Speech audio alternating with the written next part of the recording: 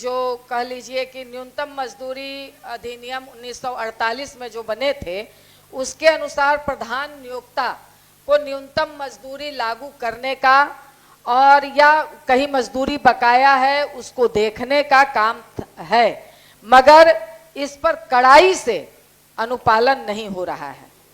क्योंकि और दूसरी बात कि ईपीएफ, ईएसआई जो मजदूरों के हिस्से का कटता है, उसको जो भविष्य निधि संस्थान में जमा होता है वो सही से जमा हो पा रहा है कि नहीं, यह भी देखा जाए महोदय। क्योंकि एकमात्र उदाहरण मैं इस पर देना चाहती हूं कि पीएमसीएच में अभी वार्ड बॉय, वार्ड अटेंडेंट हैं, जिनका कि अगर प्रतिदिन न्यूनतम मजदूरी के हिसाब से 436 रुपये प्रतिदिन के हिसाब से होंगे। 26 दिन का ही हम मान लेते हैं, क्योंकि वो मतलब संविदा पर हैं, दैनिक पर हैं, जबकि 4 दिन की छुट्टी उनकी नहीं काटी जानी चाहिए। फिर भी अगर 26 दिन का हम मान लेते हैं तो 11,366 उनको मिलना चाहिए, और उसमें 12.7 ईपीएफ और ईएसआई की राशि घटा दी जाए, जिसमें कि 1445 रुपया होता है, तो शेष रकम 9,921 रुपया मासिक के तौर पर होता है। मगर उस बॉय अटेंडेंट या गर्ल अटेंडेंट जो हैं उनको 8,000 रुपया दिया जाता है। ये किस आधार पर है? तो ये सारे महोदय, एक मिनट, ये सारे आउटसोर्स में हम लोग अगर देखें तो वो सफाई कर्मी हो या किसी तरह के कर्मी हो, इन सारे लोगों को के ऊपर न्यूनतम मजदूरी नहीं मिलती है। इसलिए मैं सदन से और इस माध्यम से मतलब चाहूंगी मंत्री महोदय से कि इस बात का आश्वासन हो जाए। आश्वासन क्या, ये न्यूनतम मजदूरी की बात है, उसे आप लागू करवा दें। ये मुजफ्फरपुर की भी यही कहानी है, हर जगह अगर आप देखेंगे तो न्यूनतम मजदूरी लागू नहीं हो पा रही है, और इसे जो प्रधान नियोक्ता है उसके ऊपर अगर कहीं लागू नहीं होता है तो उनके ऊपर आपराधिक मुकदमा सरकार लगाए और उस पर कार्रवाई करे। माननीय मंत्री। सभापति महोदय, मैं पहले ये सूचना दे देना चाहता हूं कि पुराने सभी श्रम कानून जो 29 श्रम संहिताएं थी वो निरस्त हो गई, और 4 श्रम। एक मिनट,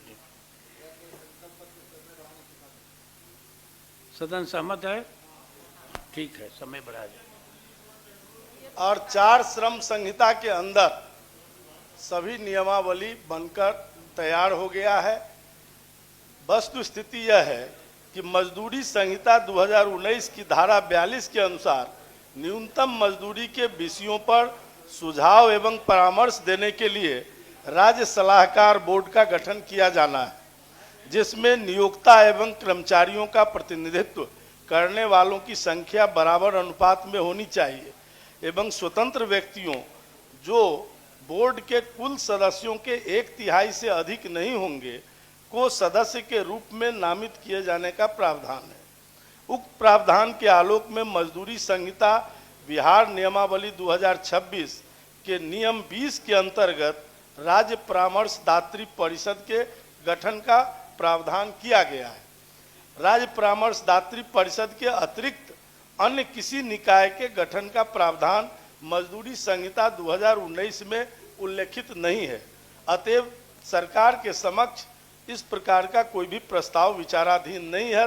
अतः माननीय सदस्य से अनुरोध है कि अपना संकल्प वापस लेने की कृपा करें। महोदय, मैं तो यही कह रही हूँ, ये 4 श्रम संहिता मैंने पहले ही कहा कि वो आप सबको खत्म करके, मोदी जी की कृपा है, उस पर नहीं बहस करूंगी, मगर आप उसमें जो आप मतलब विचार करने के लिए जो कमेटी बना रहे हैं, इसमें श्रमिक संघों के भी प्रतिनिधियों को रखिए ना। सिर्फ कर्मचारियों को और पदाधिकारियों को जो आप रखेंगे, उसमें श्रमिक संघों के भी पदाधिकारियों को अगर आप रखते हैं तो इससे आपको फायदा ही होगा। यही मैं अनुरोध तो करती हूँ, अगर ये आश्वासन मिल जाए तो। महोदय, एक्ट के प्रावधान के अनुकूल जो भी समिति बननी है वो बनेगी महोदय। इसके अतिरिक्त कोई ऐसा प्रावधान नहीं है। इसलिए माननीय सदस्य अनुरोध है बाद में कि सोचिएगा, अपना संकल्प वापस ले बाद लें। में सोचिएगा, बाद में फिर हम देखेंगे महोदय, समय समय पर तो संशोधन होते ही रहता है, जब नियम बनता है, वापस हुआ कानून ना। बनता है तो। सचिव जी वापस ठीक है महोदय, मगर मैं ये नहीं, कहूंगी मगर कि नहीं, अब केंद्र सब नहीं वापस- केंद्र के हिसाब से बिहार सरकार भी अपना कुछ नियम बनाती है। हम लोगों ने देखा है, हम लोग उस मोर्चे पर हैं, इसलिए आप उसको बनाइए। ठीक है, मंत्री महोदय कह रहे हैं तो मैं वापस लेती हूं।